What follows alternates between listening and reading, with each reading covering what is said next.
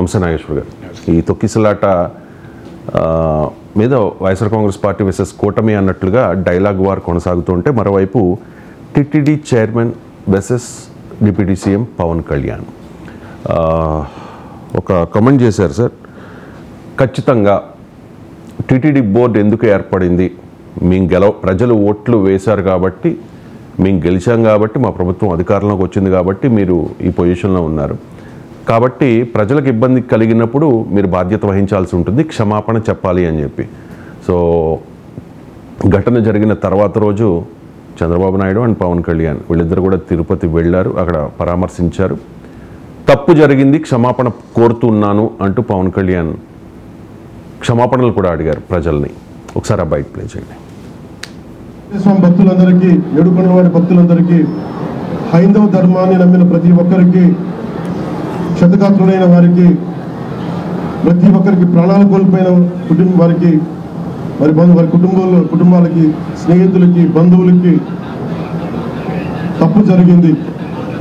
మనస్ఫూర్తిగా రాష్ట్ర ప్రభుత్వం క్షమాపణలు అడుగుతుంది, రెండు చేతులెత్తి క్షమాపణలు అడుగుతుంది. రైట్, జరగకుండా ఉండాల్సిన సమయం ఇది. అండ్ నిన్న కూడా కామెంట్ చేశారు సార్, పిఠాపురం పర్యటన సందర్భంగా పవన్ కళ్యాణ్ ఖచ్చితంగా టీటీడీ చైర్మన్ అండ్ ఈఓ బాధ్యత వహించాల్సి ఉంటుంది, క్షమాపణ కూడా చెప్పాల్సి ఉంటుంది అని చెప్పి నిన్నటి బయట ప్లే చేయండి.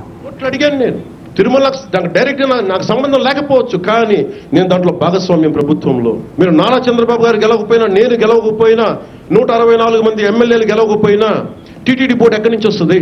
చైర్మన్ ఎలా నియమితులు అవుతాడు? ఆయన ఏ ఈఓ ఎలా నియమితులు అవుతారు? ఈఓ ఎలా నియమితులు అవుతారు? మేము గెలిస్తేనే మీరు, అది ఎక్కడి నుంచి వచ్చింది మాకు గెలుపు? మీరిస్తే. అందుకు మీకు నేను క్షమాపణలు చెప్పాను. నేను కోరుకునేది ఒకటే, ఎప్పుడో చెయ్యని తప్పుకి, జపాన్ లాంటి దేశంలో ప్రధానమంత్రి ఆయన పుట్టక ముందు జరిగిన తప్పుకి ఆయన పార్లమెంట్ లో క్షమాపణలు చెప్పాడు. మనం నేర్చుకోవాల్సింది అది. వాళ్ళు చేయకపోయినా 3 తరాల ముందు తప్పు చేసినా క్షమాపణలు చెప్పారు. నేను ఈ రోజున అడుగుతుంది, టీటీడీ బోర్డు పాలక మండలి చైర్మన్ గారు కానీ, సభ్యులు కానీ, ఈఓ కానీ, ఏ ఈఓ కానీ, మీరు ప్రెస్ మీట్ పెట్టి క్షమాపణలు చెప్పండి. నేను క్షమాపణలు చెప్పినప్పుడు మీకు క్షమాపణలు చెప్పడానికి నామోషి ఏంటి?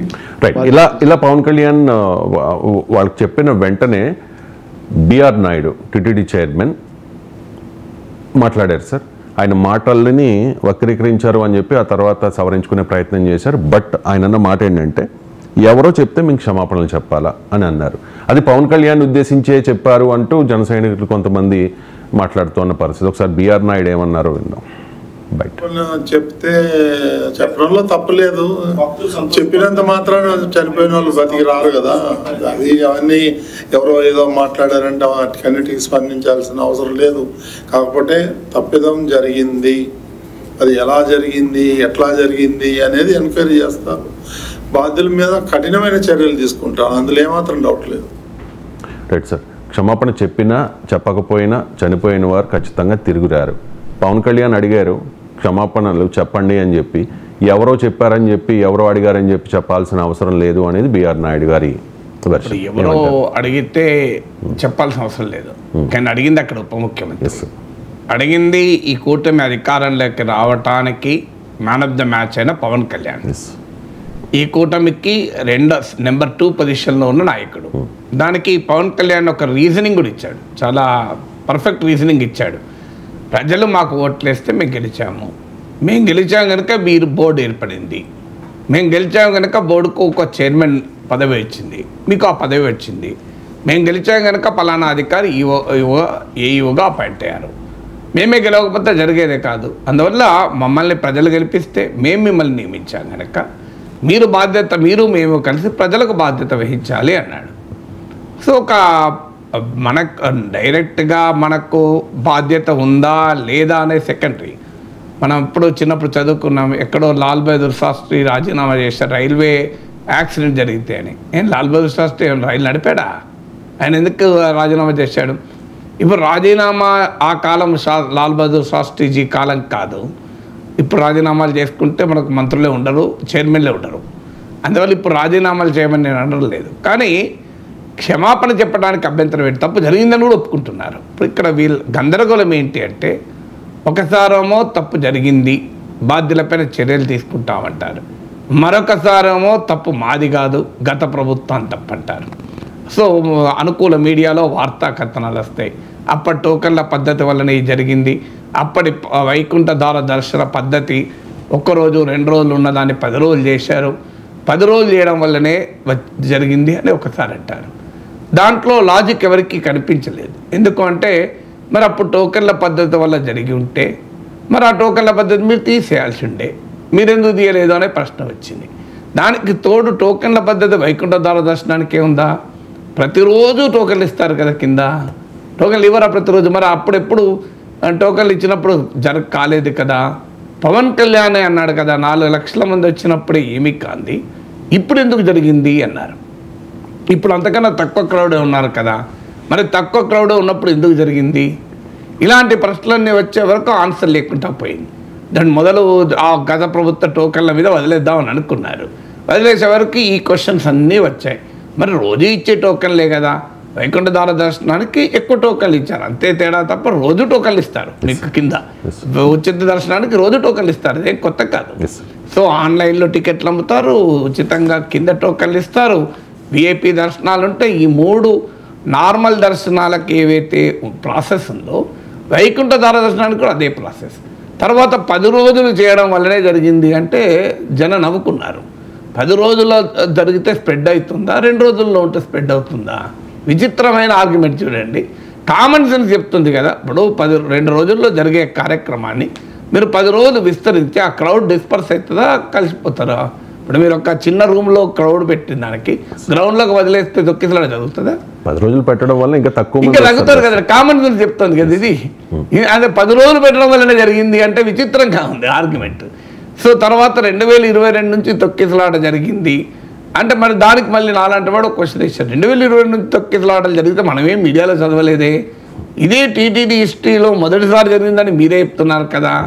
టీటీడీ హిస్టరీలో మొదటిసారి జరిగింది ఇలా తొక్కిసలాటలో చనిపోవడం ఒకసారి అంటారు, ఒకసారి మళ్ళీ అనుకూల మీడియాలో 2022 నుంచే తొక్కిసలాట జరిగాయి. దానికి ఒక క్వశ్చన్ వచ్చింది, ఏమన్నా 2022 తొక్కిసలాడితే మీరు ఇంకా ఎక్కువ జాగ్రత్తలు తీసుకోవాలి కదా, పోనీ అనుకోకుండా ఎన్నడూ జరగలేదు ఇప్పుడే జరిగింది అంటే ఎవరైనా క్షమిస్తారు. ఫస్ట్ టైం అంటే మీకు 2022లో 2023లో 2024లో 3 సార్లు అనుభవం ఉన్నాక వ్యవస్థకు అక్కడ ఈ ప్రభుత్వం ఆ ప్రభుత్వం కాదు కదా, మరి ఉన్నప్పుడు 2025లో ఎందుకు జాగ్రత్తలు తీసుకోలేదు, ఇంత క్రిమినల్ నెగ్లిజెన్స్ కిందకి వస్తుంది కదా అనే క్వశ్చన్ వచ్చింది. దాంతో గందరగోళం. మరి 10 రోజుల వైకుంఠ దర్శనానికి ఆగమ శాస్త్రం ఒప్పుకుంటుందా అని మళ్ళీ ప్రశ్నించారు. ఒప్పుకోతే మీరు ఆపేయండి ఉంటుంది. నేను అది మీకు ఇప్పుడు కొత్త చైర్మన్ వచ్చాడు, కొత్త బోర్డు వచ్చింది, కొత్త ఈవో వచ్చాడు, పాత ఈవో లేడు, పాత బోర్డు లేదు, పాత చైర్మన్ లేరు. మీరు అధికారంలోకి రావడంతోనే లేదు కొత్త చైర్మన్ బాధ్యతలు తీసుకోవడం తర్వాత ఎన్ని సమీక్షలు పెట్టారు, అడ్డగోలుగా సమీక్షలు పెట్టారు. పెట్టిన తర్వాత ఒక నిర్ణయం తీసుకుంటారు, ఇది వైకుంఠ ద్వార దర్శనం 10 రోజుల పాటు ఉండడం అనేది ఆగమ శాస్త్రానికి వ్యతిరేకము అని మార్చేయండి. పోనీయండి, మీరు 10 రోజుల వైకుంఠ ద్వార దర్శనం 2020లో అనుమతించినప్పుడు, నాకు గుర్తున్నదో 2020లో అనుమతించారు. 2020లో అనుమతించినప్పుడు వాళ్ళొక రీజనింగ్, అప్పుడు 2019లో ఒక నివేదిక కూడా ఇచ్చారు. ఆ నివేదిక కూడా 95 పేజీల నివేదిక పబ్లిక్ డొమైన్లో ఉంది. ఆ నివేదికకు వాళ్ళు ఒక లాజిక్ పెట్టారు. అది రైటా రాగా నాకు తెలియదు, అది ఆగమ శాస్త్ర పండితుడు నేను కాదు. ఇప్పుడు మనిషికి 365 రోజులు, మనకు ఒక సంవత్సరం. విష్ణుమూర్తికి అది ఒక్కరోజు. ఆ ఒక్క రోజులో 12 గంటల పాటు రాత్రి, 12 గంటల పాటు పగలు, 12 గంటల పాటు శ్రీ మహావిష్ణువు వేకోతో ఉంటారు, మిగతా 12 గంటలు నిద్రలో ఉంటారని. సో ఆ శ్రీ మహావిష్ణువు మెలకువతో ఉండే కాలాన్ని ఉత్తరాయణ పుణ్యకాలం అంటారు. సో ఉత్తరాయణ పుణ్యకాలంలో మరణిస్తే శ్రీ మహావిష్ణువు మేల్కొని ఉండగా వైకుంఠానికి వెళ్ళవచ్చు అనేది నమ్మకం. ఆ నమ్మకంతోనే మహాభారత యుద్ధంలో భీష్మాచార్యుడు దక్షిణాయనంలో చనిపోయిన అంపశయ్యపై ఉండి ఉత్తరాయణ పుణ్యకాలం వరకు ఉండి చనిపోతాడు. ఎందుకంటే ఆయనకు స్వచ్ఛంద మరణం వరం ఉంది కనుక, ఆయన కోరుకున్నప్పుడే మరణిస్తాడు కనుక అప్పటిదాకా అంపశయ్య పైన అలాగే యుద్ధ భూమిలోనే ఉండిపోయాడు. సో ఇదంతా మనం చదువుకున్నాం కదా. ఈ ఉత్తరాయణ పుణ్యకాలము అంటే అర్థం ఏంటి? 6 నెలలు. మనకు 6 నెలలు అంటే శ్రీ మహావిష్ణువు 12 గంటలు. ఈ 6 నెలల్ని 2 గంటలుగా డివైడ్ చేస్తే ఎర్లీ మార్నింగ్, ఇంగ్లీష్లో స్మాల్ అవర్స్ అంటారు చూడండి, దాన్ని ధనుర్మాసము అంటారట. ఇదంతా నేను చదివాను, నాకు తెలియదు, నేనేం పండితుని కాదు, నిన్న మీరు అడిగినప్పుడు నాకు తెలియదు అన్నాడు కదా. సో ధనుర్మాసంలో ఉండేటువంటి 2 గంటల పీరియడ్లో మళ్ళీ 40-40 నిమిషాలు డివైడ్ చేస్తే ఈ చివరి 40 నిమిషాలని ఈ వైకుంఠ ఏకాదశి, ముక్కోటి ఏకాదశి నుంచి మొదలుకొని ఒక 10 రోజులు వస్తుంది అని. ఎందుకు? ఈ సమయంలో శ్రీ మహావిష్ణువు ఉత్తర ద్వారములో సమీక్ష చేస్తాడని. శ్రీ మహావిష్ణువు 3 లోకాలు, 33 భువనాలు, ఈ ఒక భువనంలో ఎర్త్ ఉంటుంది, భూమి ఉంటుంది. భూమినికి పాలించడానికి మహావిష్ణువు నియమించిన వ్యక్తితో సమీక్ష జరిపే సమయం అది.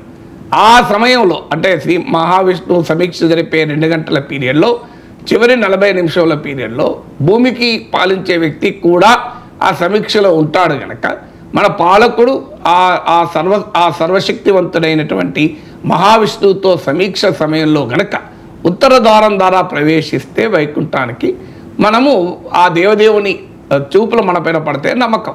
దీనికి అందుకొరకు ఇది ఒక్కరోజు ఉండే మొదలు 2 రోజులు చేశారు, ముక్కోటి ఏకాదశి 10 రోజులు చేశారు.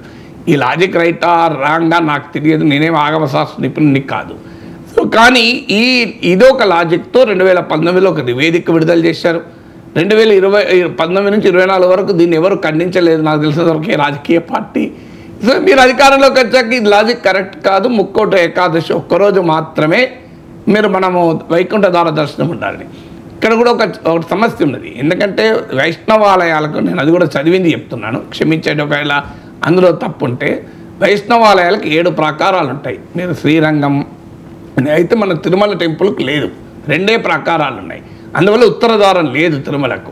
అందువల్ల గోపుర నిర్మాణం కొరకు ఒక సపోర్టింగ్ వాల్ నిర్మించారు కనుక ఆ సపోర్టింగ్ వాల్ ద్వారా ఉండేటువంటి ద్వారము ద్వారా ఉత్తర ద్వారంగా భావించి వెళ్తారు. వాస్తవంగా ఉత్తర ప్రాకారం లేదు తిరుమల టెంపుల్కు. సో దాని ఆర్కిటెక్చర్ రీత్యా లేదు. అందువల్ల ఒక నమ్మకం ఏంటంటే ఉత్తర ద్వారం ద్వారా వెళితే దేవదేవుడు మెలకొని ఉండగా ఆయన సమీక్ష చేస్తున్న సమయంలో మనం వెళ్తామని ఒక భక్తుల విశ్వాసం. సో ఇలా ఇదొక రేషన్. ఎందుకు చెప్తున్నాను అంటే 10 రోజుల వైకుంఠ ద్వార దర్శనము అనే పద్ధతి ఏదో ఒక అధికారి సడన్గా నిర్ణయం తీసుకున్నది కాదు. దీనిపైన ఒక నివేదిక కూడా విడుదలైంది. ఆ నివేదిక పబ్లిక్ డొమైన్లో ఉంది కనుక నాకు తెలిసే నాకెలా తెలుస్తుంది. అది నియర్లీ 100 పేజెస్ ఉంటుంది ఆ నివేదిక. సో ఆ నివేదిక ఆధారంగా ఇచ్చారు. ఆ నివేదిక అప్పుడున్న బోర్డు మెంబర్లు ఇలాంటి వాళ్ళందరూ ఆ కమిటీలు, ఆగమ శాస్త్ర పండితులు వీళ్ళతో చర్చించి ఒక నివేదిక ఇచ్చారు. నేను పండితుడిని కాదు, మీరు కొత్తగా చైర్మన్ వచ్చారు, కొత్తగా ఈవో వచ్చారు, కొత్తగా ప్రభుత్వం వచ్చింది, మీరు చర్చ పెట్టి నివేదికను తిరస్కరించి 10 రోజుల పాటు వైకుంఠ ద్వార దర్శనం వద్దు, 2 రోజుల పాటు చాలు, 1 రోజు పాటు చాలు అని నిర్ణయం తీసుకొని ఉంటారు. ఎవరు వద్దన్నారు? అందువల్ల ఈ పని ప్రభుత్వం చేయలేదు, కొత్త టీటీడీ బోర్డు చేయలేదు. ఇక కామన్ సెన్స్ ఏం చెప్తుంది? 10 రోజులు పెడితే ఇంకెక్కువ రష్ పెరుగుతుంది, తక్కువ రష్ అయితే ఉండదు. 2 రోజులు పెడితే ఇంకెక్కువ రష్ అవుతుంది నాకు తెలిసినంతవరకు కామన్ సెన్స్. ఎందుకంటే వైకుంఠ ద్వార దర్శనాన్ని చేసుకోవాలి అనేటువంటి కోరిక లక్షలాది మంది హిందువులకు ఉంటుంది. ఇది డిమాండ్ ఇంకా పెరుగుతుంది కదా తక్కువ సమయం ఉంటే. నువ్వు 10 రోజులు ఇస్తే ఎక్కువ. నిజంగానే ఏడాది పాటు కనుక ఉత్తర ద్వార దర్శనానికి తిరుమలలో అవకాశం ఉండి ఉంటే ఇంకా డిస్పర్స్ అయ్యేవాళ్ళు కదా. సో కామన్ నేను చెప్తున్నాను. అందువల్ల ఈ లాజిక్ అంతా ఫెయిల్ అయింది.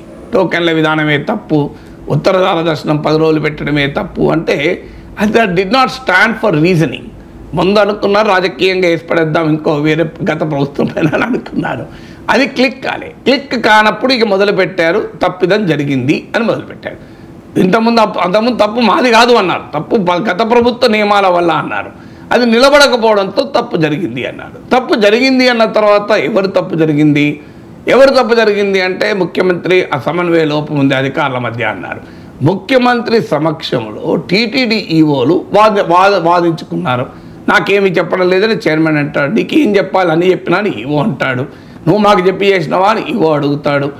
అంటే అత్యున్నత స్థాయిలోనే యాజమాన్య లోపం ఉంది అని క్లియర్గా అర్థమైపోయింది కదా. సో టీటీడీ చైర్మన్కి ఈవోకే పడడం లేదు, ఈవోకు చైర్మన్కు పడకపోతే ఇక ఏర్పాట్లు సరిగా ఎలా జరుగుతానని చెప్పండి. కామన్ సెన్స్ చెప్తోంది కదా. తర్వాత ప్రభుత్వమే పోలీస్ అధికారిని డిఎస్పీని సస్పెండ్ చేసింది, అక్కడున్న ఇంకో అధికారిని సస్పెండ్ చేసింది, మరో 2 అధికారులను బదిలీ చేసింది. అంటే అర్థం ఏంటి? ప్రభుత్వం మా ప్రభుత్వంలోనే తప్పిదం ఒప్పుకుంటున్నారు కదా. ఒప్పుకోకపోతే ఎందుకు సస్పెండ్ చేస్తారు? రాజకీయంగా మీరు you are taking administrative ownership. తప్పిదం జరిగింది అంటున్నావు, తప్పిదం జరిగిందని టీటీడీ చైర్మన్ అంటున్నాడు, అధికారుల మధ్య సమన్వయ లోపం అని ముఖ్యమంత్రి అంటున్నాడు. ఉప ముఖ్యమంత్రేమో మీరు 4 లక్షల మంది గతంలో వచ్చినప్పుడు మేనేజ్ చేసినప్పుడు ఇప్పుడు ఎందుకు చేయలేకపోయారని అంటున్నారు. ఇంత క్లియర్గా ఒకవైపు అడ్మినిస్ట్రేటివ్గా ఓన్ చేసుకుంటే పొలిటికల్గా కూడా ఓన్ చేసుకోవాల్సిన అనివార్య పరిస్థితి ఏర్పడుతుంది కదా. ఆ అనివార్య పరిస్థితి మళ్ళీ కాదంటున్నారు. మళ్ళీ కాదని మేము ఎందుకు క్షమాపణ చెప్తాం? సో ఎవరో ఏదో చెప్తే క్షమాపణ చెప్తామని అంటే, ఎవరో ఏదో పవన్ కళ్యాణ్ అంటే అంత తృణీకరణ ఎందుకు అనే క్వశ్చన్ వస్తుందా రాదా? ఖచ్చితంగా. సో పవన్ కళ్యాణ్ అంటే అయ్యా ఈ కూటమి విజయానికి పవన్ కళ్యాణ్ కారణం. ఇది నేను చెప్పడం కాదు, నందమూరి బాలకృష్ణ షోలో స్వయాన చంద్రబాబు నాయుడు చెప్పాడు. చంద్రబాబు నాయుడు సీఎం అవడానికి, బిఆర్ నాయుడు గారు ఆ చైర్లో కూర్చోవడానికి కారణం పవన్ కళ్యాణ్. అందుకే అంటున్నాను. సో మీకు చంద్రబాబు నాయుడు ఆ చైర్లో కూర్చోవడానికి కూడా పవన్ కళ్యాణ్ కారణం అంటాను నేను. పవన్ కళ్యాణ్ ఆ చైర్లో కూర్చోవడానికి చంద్రబాబు నాయుడు కారణం కాదని అంటలేను. సో ఇది ఈ పవన్ కళ్యాణ్ వచ్చి రాజమండ్రి సెంట్రల్ జైల్లో తనను పరామర్శించినప్పుడు తానే అడిగాను అన్నాడు. అది కూడా చెప్పాడు Chandrababu Naidu. So the first offer came from Chandrababu Naidu, not from Pawan Kalyan. Underline. మీరు కావాలంటే నందమూరి బాలకృష్ణ షోలో చూడండి, ఇది ఉంటుంది. చంద్రబాబు నాయుడు నేనే ఫస్ట్ అడిగాను అన్నాడు, మనం కలిసి పనిచేయాలి అన్నాడు. పవన్ కళ్యాణ్ తీసుకున్న నిర్ణయం గేమ్ చేంజర్ అని ఒప్పుకుంటున్నారు. సో చంద్రబాబు నాయుడు ఏమో పవన్ కళ్యాణ్ నిర్ణయం వల్లనే ఈ రాజకీయ మార్పు సాధ్యమైంది అంటుంటే, ఎవరో ఏదో చెబితే అని టీటీడీ చైర్మన్ ఎలా అంటాడు? ఆయన అఫీషియల్గా డిప్యూటీ చీఫ్ మినిస్టర్ అండి. డిప్యూటీ చీఫ్ మినిస్టర్కు పొలిటికల్గా ముఖ్యమంత్రి తర్వాత అంత స్థానం. ఇది నెంబర్ 2 ఇన్ ద క్యాబినెట్. క్యాబినెట్కు కలెక్టివ్ రెస్పాన్సిబిలిటీ ఉంటుంది. దేవాదాయ శాఖ మంత్రి, హోంమంత్రి మాట్లాడడం లేదు. సో వాళ్ళు దేవాదాయ శాఖ మంత్రి ఎవరో కూడా తెలియదు మనకు, ఇప్పుడు పేరు కూడా వినబడతలేదు ఈ చర్చలో, మీరు గమనించండి. మరి ఎవరో మీరు ఎవరు తీసుకోకపోతే ఎవరో తీసుకుంటారు కదా. అందులో కలెక్టివ్ రెస్పాన్సిబిలిటీ ముఖ్యమంత్రికి ఎంత బాధ్యత ఉంటుందో ఉప ముఖ్యమంత్రికి అంతే బాధ్యత ఉంటుంది. అందువల్ల ఎట్టి పరిస్థితుల్లో ఎవరో ఏమో అనడం అభ్యంతరకరము. ఎవరో ఏమో ఎలా అంటారు? ఈవెన్ ప్రతిపక్ష నాయకులు అన్నాడంటే పోనీ ఏదో పొలిటికల్ రియాక్షన్, ప్రతిపక్ష నాయకులు అనకూడదు న్యాయంగా అయితే. ఆయననే కాదు, ఈవెన్ నాగేశ్వరన్న అనకూడదంట. నాగేశ్వరన్న కూడా we are representing the public voice ఏదో రూపంలో. అందులో ఉప ముఖ్యమంత్రి ఈ రాష్ట్ర రాజకీయ పరిణామాలకు మూల కారకుడు.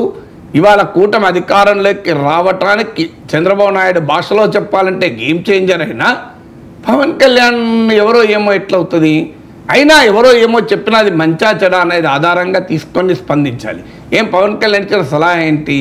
ఏమి రాజీనామా చేయమని అడిగాడా? క్షమాపణ అడిగాడు. అది కూడా చెప్తున్నాడు, మీరు తప్పు జరగకపోయినా. ఉదాహరణ కూడా చెప్పాడు, జపాన్లో తాను పుట్టక ముందు జరిగిన దానికి కూడా జపాన్ ప్రధాని క్షమాపణ చెప్పాడే అంటున్నాడు.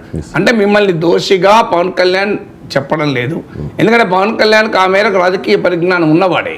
టీటీడీ చైర్మన్నో ఈవోనో దోషిగా పవన్ కళ్యాణ్ చెప్పితే ఆ దోషి ఎవరైతారు? పవన్ కళ్యాణ్ అవుతాడు, చంద్రబాబు నాయుడు అవుతాడు. ఆ రాజకీయ విఘ్నత ఉన్నవాడు కనుక ఆయన మిమ్మల్ని దోషి అని అనడం లేదు. లేకపోతే దోషి అనేవాడు. నిజంగా చెప్పాలంటే రాజకీయ నాయకులకు అవకాశం ఉంటుంది, మీ మీద పడేది పక్కా జరగచ్చు కూడా. ఆ చైర్మన్ రాజీనామా చేయండి, ఈవో రాజీనామా చేయండి, మీ వల్లనే జరిగింది, మీ వల్ల మాకు చెడ్డ పేరు వచ్చిందని. నిజమే కదా. మరి చంద్రబాబు నాయుడు వెళ్ళాడా? టోకెన్లు ఇస్తాడా? పవన్ కళ్యాణ్ వెళ్ళి ట్రాఫిక్ కానిస్టేబుల్ డ్యూటీ చేస్తాడా? చేయాల్సింది ఎవరు? అధికారులే కదా.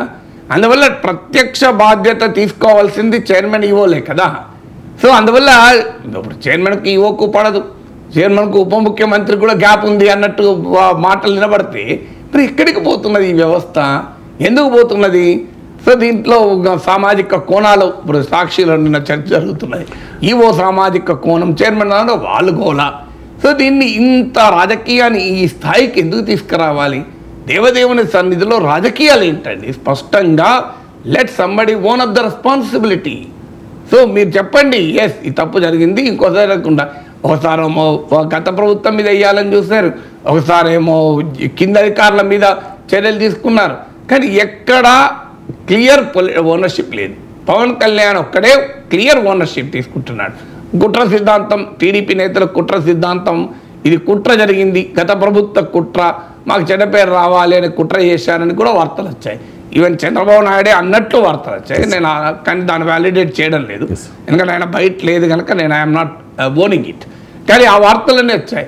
మీరు తేల్చండి, ఇది కుట్రనా, ఇది వైఫల్యమా, ఇది గత ప్రభుత్వ విధానాల్ని గుడ్డిగా అనుసరించడం వల్ల జరిగిన పరిణామమా, లేదా ఇది యాజమాన్య లోపమా, నాయకత్వాన్ని వహించే ఈఓ చైర్మన్ల మధ్య ఉన్న గ్యాప్ ఫలితమా, 10 రోజుల వైకుంఠ ద్వారము 10 రోజులు అనుమతి ఇవ్వడం వల్లనే జరిగింది అంటే ఒక్కరోజు ఇచ్చుంటే ఇంకెక్కువ జరుగుతుంది కదా మీనింగు. సో ఇది రీజనింగ్ ఉన్నది. ఇప్పుడు ఎలా ఉందంటే 5గురికి వంట చేయడం వల్లనే వంట జరిపోయింది, 500 మందికి అయితే వంట పర్ఫెక్ట్గా ఏదన్నట్టున్నది. ఇది 5గురికి వంట చేస్తే వంట పర్ఫెక్ట్ ఉంటుందా, 500 మందికి ఉంటే వంట పర్ఫెక్ట్ ఉంటుందా? మీకు 15 అర్ధ గంటలో మాకు వంట కావాలి అంటే చెడిపోతుందా, 5 గంటల టైం ఇస్తే చెడిపోతుందా? కామన్ సెన్స్ చెప్తుంది కదండి. ఇప్పుడు ఒక 3 గంటలు పట్టే వంట టైము మీరు 5 గంటలు ఇచ్చారనుకోండి, ఇంకా ఎఫెక్టివ్గా వంట చేయొచ్చు కదా. కానీ 3 గంటలు వంట పట్టడానికి సమయం పట్టే వంటకు మీరు 15 నిమిషాలు చేయమంటే ఎక్కడో తప్పు జరిగే అవకాశం ఉంటుంది. అందులో ఏదో ఒకటి ఎక్కువనో తక్కువనో వేసే అవకాశం ఉంటుంది. ఇది కామన్ సెన్స్ చెప్తుంది కదా.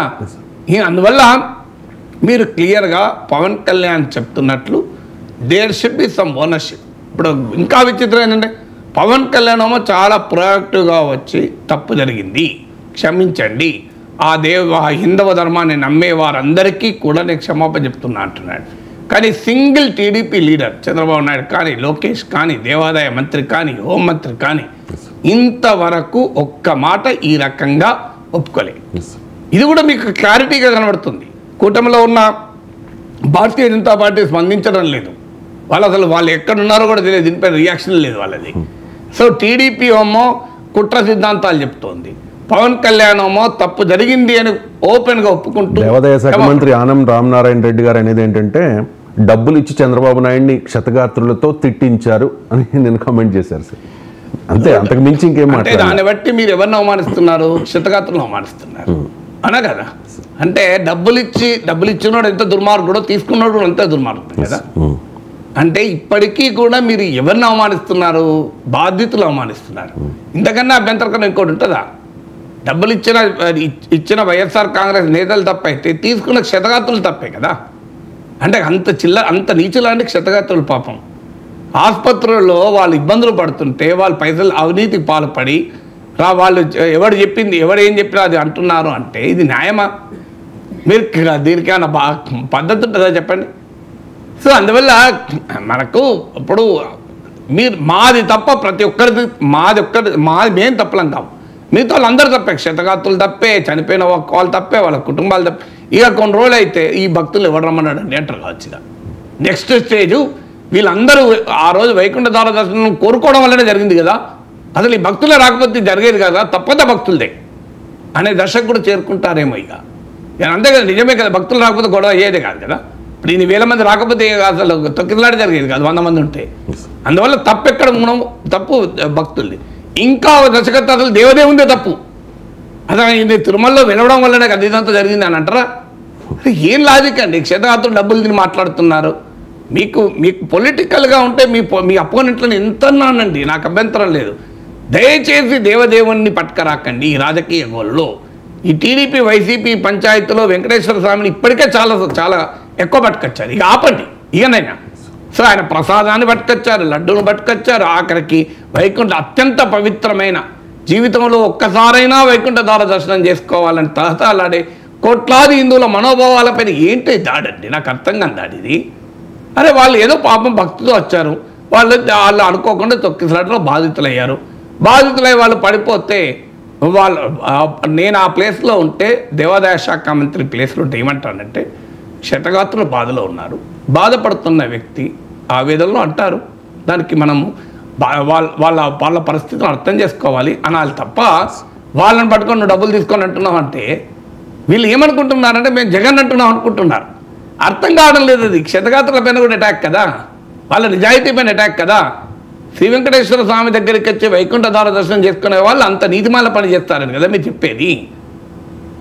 అంత నీతిమాల పని పైసలు తీసుకొని ఎదురుపడుతుంది మాట్లాడతారని చెప్తున్నారు కదా మీరు. ఇది న్యాయమా చెప్పండి? అందరినీ అటాక్ చేస్తామంటే ఎట్లండి ఇది? మేము తప్ప ప్రతి ఒక్కరిని అటాక్ చేస్తాం అంటే ఇది ఆఖరికి దేవుని భక్తుల్ని అటాక్ చేస్తారు. ఇక మిగిలింది దేవుడే. సో అసలు ఈ దేవుడే తిరుమలలో వెలిసి ఉండకపోతే మాకు ఈ సమస్య వచ్చేది కాదంటారేమో. మీ రాజకీయాలు మానండి ఇప్పటికైనా. భగవంతుని సన్నిధిలో రాజకీయాలు వద్దు, భగవంతుని పేరిట రాజకీయాలు వద్దు. సుప్రీంకోర్టు చెప్పింది నేను చెప్పడం కాదు ఇది. భగవంతుని పేరు రాజకీయాలు ఏంటి? మంచి చెప్తే మీరు అటాక్. ప్రతి ఒక్కటి అటాక్తో నడవదు, ఇది ఎక్కువ కాలం నడవదు. ఈ అటాక్ మెంటాలిటీ ప్రజలు యాక్సెప్ట్ చేయరు. మీరు చూస్తూ ఉండండి, ప్రజలు యాక్సెప్ట్ చేయరు. నేను ఇవాళ చెప్తున్నాను, ఇదే ధోరణి కనుక పోతే, అందుకే పవన్ కళ్యాణ్ అంటున్నాడు హనీమూన్ అయిపోయింది. పవన్ కళ్యాణ్ మట్టిగా అనడం లేదు, హనీమూన్ అయిపోయింది, హ్యావ్ ఎన్ అకౌంటబిలిటీ, జవాబుదారుతనం కావాలిగా అని చెప్తున్నారు. ఇది ఎవరు చెప్పేది? నాగేశ్వర్ చెప్పడం లేదు, జగన్మోహన్ రెడ్డి చెప్పడం లేదు, దీనికి కాంగ్రెస్ పార్టీ చెప్పడం లేదు, కమ్యూనిస్ట్ పార్టీ చెప్పడం లేదు. సాక్షాత్తు మీ కూటమిలో భాగస్వామి, ఈ ప్రభుత్వంలో నెంబర్ 2, ఈ ప్రభుత్వం ఏర్పడటానికి చంద్రబాబు నాయుడు భాషలో చెప్పాలంటే గేమ్ చేంజర్ పవన్ కళ్యాణ్ చెప్తున్నాడు. Please understand, have an accountability. గవర్నెన్స్లో అకౌంటబిలిటీ, జవాబుదారీతనం, నిజాయితీ ముఖ్యం, వినమ్రత ముఖ్యం. తప్పు జరగచ్చు. నేనేమి చంద్రబాబు నాయుడు రాజీనామా చేయాలని అన్నాను కదా, జగన్మోహన్ రెడ్డి అన్నా తప్పన్నా. నిన్న మీరు వైఎస్ఆర్ కాంగ్రెస్ పార్టీ చంద్రబాబు నాయుడు రాజీనామా చేయాలంటే ఇది పరికమాల డిమాండ్ అన్నా. చంద్రబాబు నాయుడు తప్ప అంటే చంద్రబాబు నాయుడు వెళ్ళాడా తోకలు ఇచ్చాడా? పవన్ కళ్యాణ్ వెళ్ళి ట్రాఫిక్ మెయింటైన్ చేశాడా?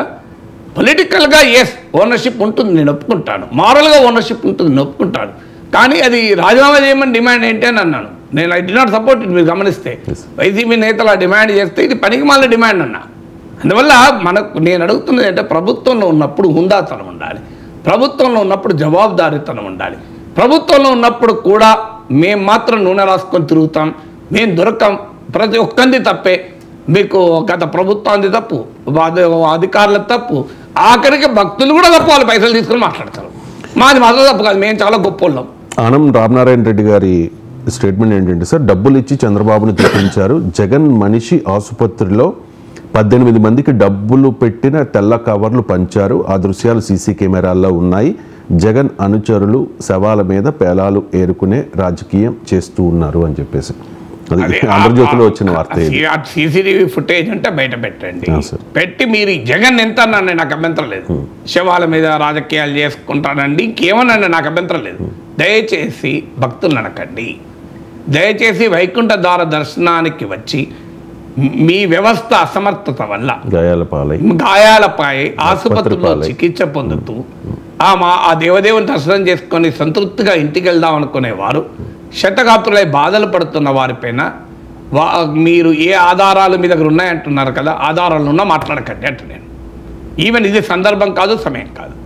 నిజమో ఒక ఆధారాలు ఏమున్నాయో తెలియదు. ఆ తెల్ల కవర్లు ఎందుకు ఇచ్చారు, మరి బ్లూ కవర్లు ఎందుకు ఇవ్వాలో నాకు తెలియదు. సో వాళ్ళు ఏ కవర్లు ఇచ్చారో నాకు తెలియదు. కానీ ఒకవేళ అది నిజమైనా కూడా మాట్లాడద్దంట నేను. ఇది టైమింగ్ కాదు కదా సార్, ఇది టైమింగ్ కాదు, నేను సందర్భం కాదంట. నిజమైనా కూడా తప్పు ఒప్పుకొని క్షమాపణ నిజమే ఉంటాయి. ఇప్పుడు మీరు ఉదాహరణకు పెళ్లికి పోతారు, వధువు వరలను ఆశీర్వదిస్తూ పుట్టిన ప్రతి ఒక్కడు చావక తప్పదు తల్లి అంటారా? నిజమే, అది అబద్ధమా? అది వాస్తవమే, కానీ అది సందర్భం కాదు అంటారా? నిజమే. అది నేనేమన్నా తప్పే భగవద్గీతలో పొద్దున విన్నా, అదే అన్నా. మన పుట్టిన ప్రతి ఒక్కడు చావక తప్పదు, తత్వశాస్త్రము ధర్మశాస్త్రాలు అవే చెప్తున్నాయి కదా, అదే చెప్పాను నేను. అంటే అర్థం ఉందా ఏమన్నా? దాని సందర్భం ఉండదా? సమయం సందర్భం ఉండదా? సమస్య ఏంటంటే ప్రతిదానికి పొలిటికల్ యాంగిల్. వాడు ఏం జరిగారు, అదే ఇప్పుడు కొవ్వు కలిపారన్నారు కదా. సో కొవ్వు కలిపారన్నారు, నెయ్యి మీద ఇప్పటివరకు ఏమీ తేలే కదా. ఆల్రెడీ దేవుని లడ్డు మీదనైతే దుష్ప్రచారం జరిగింది కదా. నిజంగానే ఆ కల్తీ జరిగి ఉంటే ముఖ్యమంత్రి చేయాల్సిన పని ఏంటంటే దాన్ని బయటికి ఏమీ మాట్లాడకుండా సింపుల్గా విచారణకు ఆదేశించి విచారణలో కంక్లూజివ్గా, సుప్రీంకోర్టు భాష వాడుతున్నాను నేను, నా భాష కాదు, కంక్లూజివ్గా అంటే ఏ రకమైన అనుమానానికి ఆస్కారం లేకుండా ఇది కల్తీ జరిగింది అని తేలితే అప్పుడు ఆ రిపోర్ట్ బయటపెట్టి ముఖ్యమంత్రి మాట్లాడాలి. ఇది కూడా నేను చెప్పేది కదా, సుప్రీంకోర్టు చెప్పింది. కానీ మీకు అనుమానం ఉంటే అనుమానాలు బయటకంటే బదనామైంది ఎవరండి? జగన్ ఒక్కడే కాదు. ఓకే, జగన్ బాధ జగన్ చూసుకుంటాడు, మాకు సంబంధం లేదు. కానీ దేవుని ప్రసాదం పైన అనుమానాలు పెరిగాయి. ఇది ఏ భక్తుడు కూడా శ్రీ వెంకటేశ్వర స్వామి కోట్లాది హిందువులకు ఇలవేలు పండి. మీరు ఆ దేవదేవుని ప్రసాదం పైన అనుమానంతో చూస్తారు. అన్యమతస్తుల పట్ల దృష్టిలో గౌరవం పోతుంది కదా. ఇది నేను అనేది. అది నిజమైనా కూడా, నిజమో కాదో మీ సిట్టింగ్ ఎవరు తేల్చలే నాకు తెలియదు, ఆ సిట్టు తేల్చినాక మాట్లాడదాం. నిజమైనా కూడా ఆ ప్లేస్లో నేనుంటే ఒక్క కామెంట్ కూడా చేయకుండా నాకు సమాచారం వచ్చిన వెంటనే నేను ముఖ్యమంత్రి పొజిషన్లో ఉంటే విచారణకు ఆదేశించి ఇక అన్ని రకాల విచారణలు పూర్తయి ఎట్టి పరిస్థితుల్లో కూడా అనుమానానికి ఆస్కారం లేకుండా కల్తీ జరిగిన నిర్ధారణకు వచ్చాక దోషులపైన చర్యలు తీసుకొని అప్పుడు అంటే ప్రసాదంలో కల్తీ అనే డైమెన్షన్ను డౌన్ ప్లే చేసి ఈ దుర్మార్గానికి పాల్పడిన వారిపైన ఫోకస్ చేసి దేవదేవుని ప్రసాదానికి అప్రతిష్ట రాకుండా దోషులకు మాత్రమే శిక్షించేవాడిని. ఇది చేయాల్సిన పని. కానీ ఇప్పటివరకు ఏ దోషిపైన కేసు పెట్టారు నాకు చెప్పండి. తిరుపతి లడ్డు పైన ఎవరిపైన చర్య తీసుకున్నారు, ఎవరిని సస్పెండ్ చేశారు, ఎవరిని అరెస్ట్ చేశారు, జగన్మోహన్ రెడ్డి మీద కేసు పెట్టారా, టీటీడీ చైర్మన్ అప్పటి చైర్మన్ మీద కేసు పెట్టారా, ఏమీ లేదే. కానీ దేని మీద కంప్లీట్గా రివర్స్ చేశారు. దేవదేవుని ప్రసాదాన్నం అప్రతిష్ట పాలైపోయింది. ఆ దోషులు ఆరోపించబడుతున్న వారి మీద ఏ చర్య లేదు. ఇది నేను చెప్పడం ఇది కూడా సుప్రీంకోర్టు చెప్పింది. ముఖ్యమంత్రి స్థాయిలో కోట్లాది హిందువుల మనోభావాలు ఉన్న అంశం పైన ఇలా మాట్లాడకూడదు అని కోర్టు చెప్పింది. ఎఫ్ఐఆర్ దాఖలు చేయకముందే మాట్లాడారు 15 రోజుల ముందు. ఇది కరెక్ట్ కాదు అని చెప్పింది కోర్టు. ఇంతవరకు పోనీ తేలిందంటే ఏమీ తేలలేదు. గుజరాత్కు చెందిన ల్యాబ్ ఏం చెప్పింది, it can go even falls positive కూడా కావచ్చు అని చెప్పింది. వెజిటబుల్ ఆయిల్తో కల్తీ జరిగి ఉండవచ్చు అని కూడా చెప్పింది. మరి ఇంతవరకు ఎస్టాబ్లిషన్ కాలే ఎనిమల్ ఫ్యాట్తో. అసలు వంటనే ఎనిమల్, మళ్ళీ ఆ ఎనిమల్ ఫ్యాట్ ఏదో నాకు తెలియదు. ఆ ఎనిమల్ ఫ్యాట్ నెయ్యి కన్నా కాస్ట్లీ అని కూడా వార్తలు వచ్చాయి. నెయ్యి 300 అయితే ఎనిమల్ ఫ్యాట్ 1200 అని చెప్పి. మరి ఎక్కడ జరిగింది ఇంతవరకు ఏది ఎస్టాబ్లిష్ చేశారు మీరు చెప్పండి. ఈ లోపల దేవుని ప్రసాదం పైన జరగకూడదంతా జరిగింది కదా, అనకూడని మాటలందరూ అన్నారు కదా. ఇది ఇప్పుడు నెక్స్ట్ సెకండ్ స్టెప్లో ఇది జరుగుతుంది. ఏంటి ఈ రాజకీయం అంటున్నాను నేను. ఆపండి రాజకీయం. మీ పొలిటికల్ అపోనెంట్లు ఎదుర్కోవడానికి బోర్డు ఉన్నాయండి. తాళదాన్ని 11 సీట్లు పరిమితం చేశారు, 164 సీట్లు వచ్చాయి. హాయిగా పాలన పైన కేంద్రీకరించండి. ప్రజలు జగన్మోహన్ రెడ్డి మర్చిపోయేలా జనరంజక పాలన ఇవ్వండి. ఇది కూడా నేను అనలేదు, పవన్ కళ్యాణ్ చెప్తున్నాడు. హనీమూన్ అయిపోయింది, ఒళ్ళు వంచి పని చేయండి. పవన్ కళ్యాణ్ చెప్తున్నాను. ఇంకా ప్రత్యర్థుల ఒళ్ళు వంచడం పైన కేంద్రీకరించకండి. పవన్ కళ్యాణ్ చెప్పిన దాన్ని ఫాలో అయితే నిజంగానే కూటమికి మంచి పేరు వస్తుంది కదా. పవన్ కళ్యాణ్ ఇది ఇక పవన్ కళ్యాణ్ ఎందుకు మాట్లాడుతున్నాడో అది వేరే టాపిక్. మళ్ళీ నెక్స్ట్ మీరు ఇంకో క్వశ్చన్ అడిగితే చెప్పండి, నెక్స్ట్ దాని గురించి. సో అది కానీ పాలిటిక్స్ పక్కా పెడతాం. పవన్ కళ్యాణ్ అన్న దాంట్లో రైటా రాంగా 100%. పవన్ కళ్యాణ్ ఏమంటున్నాడు, అయ్యా మనం ఓనర్షిప్ తీసుకుందాం, ప్రజలు మనం కోట్లేసి గెలిపించుకున్నారు, సో నేనే క్షమాపణ చెప్పడానికి మీకేం అభ్యంతరం అంటున్నాడు ఆయన. అసలు దీనికి ఇప్సన్ పర్స్ ఏంటి? దేవాదాయ శాఖ మంత్రి చెప్పొచ్చు కదా క్షమాపణ. దేవాదాయ శాఖ మంత్రి క్షతగాత్రులు అవినీతి పరులు అంటున్నాడు. క్షతగాత్రులు అవినీతి పరులు, చనిపోయిన భక్తులు అవినీతి పరులు, అందరూ అసమర్థులు. ఇంతమంది భక్తులు రావడం తప్పు. అసలు హిందువులకు ఆ విశ్వాసం ఉండడమే తప్పు అంటారా? అంటే హిందువులకు 10 రోజుల వైకుంఠ ద్వార దర్శనం చేసుకోవాలనే విశ్వాసం వల్లనే కదా ఇదంతా జరిగింది. ఇప్పుడు అక్కడికి ఆడిపోయి అదే తప్పంటారా? సార్ ఇక్కడ అందరూ సంతాపం వ్యక్తం చేశారు. చంద్రబాబు నాయుడు, లోకేష్, పురంధేశ్వరి, ప్రధాని మోదీ, రాష్ట్రపతి ముర్ము, ఇలాంటి వాళ్ళందరూ. అలాగే పవన్ కళ్యాణ్ కూడా అక్కడికి వెళ్ళారు, వాళ్ళని పరామర్శించారు. అండ్ పవన్ కళ్యాణ్ ఒక్కరు మాత్రమే క్షమాపణ చెప్పారు సార్. ఇప్పుడు చంద్రబాబు నాయుడు మనిషిగా పరిగణించబడుతోన్న ప్రచారంలో ఉన్న బిఆర్ నాయుడు క్షమాపణ చెప్పలేదు. దేవాదాయ శాఖ మంత్రిగా ఉన్న ఆనం రామనారాయణ రెడ్డి తప్పు జరిగిందని ఒప్పుకోకపోగా, క్షమాపణలు చెప్పకపోగా తిరిగి వైసీపీ మీద కొన్ని ఆరోపణలు చేస్తారు. వైసీపీ మీద ఆరోపణలు పక్క పెట్టారు. ఏమన్నా అనుకోండి, క్షతగాత్రులు అవినీతి పనులు అంటున్నారు. క్షతగాత్రుల్ని ఇప్పుడు ఇక్కడ మనకు క్లారిటీ రావాల్సింది. జగన్ పైన ఎన్నన్నా ఆరోపణలు చేసుకోండి, ఐఎమ్ నాట్ ఎట్ ఆల్ బాధ. ఎందుకంటే జగన్ తప్పులు చేస్తేనే 11 సీట్ల పరిమితమైంది. జగన్ మిమ్మల్ని కూడా ఇలాగే మాట్లాడాడు. అందువల్ల మీ ఇద్దరు గోల పక్క పెట్టండి. మా బాధల్లో భక్తులు క్షతగాత్రులు.